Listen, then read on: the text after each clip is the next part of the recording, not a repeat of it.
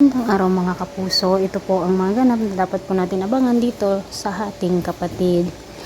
Mga kapuso, dahil sa hindi matanggap ni Talia ang sinasabi ng mga tao na hindi niya kakambal itong si Tyrone dahil nga po sa maitim siya, na hindi kagaya ni na Tyrone at ang kanilang ina na si Rosel na maputi, kung kaya't gumawa nga po siya ng isang bagay at ipinagbintang nga po niya dito kay Tyrone. Kumuha siya ng pera ng babae na nagmamay-ari dito sa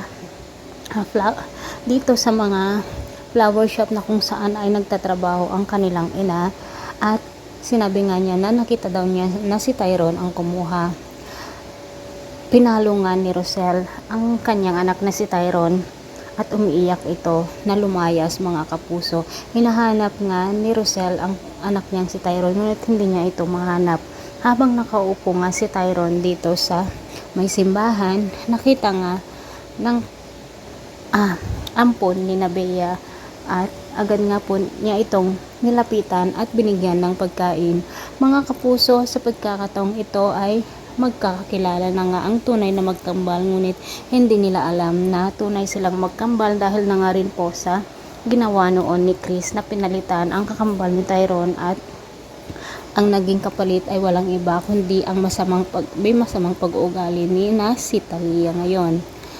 Kaabangan po natin ang susunod pang ganap. Maraming salamat. Bye-bye.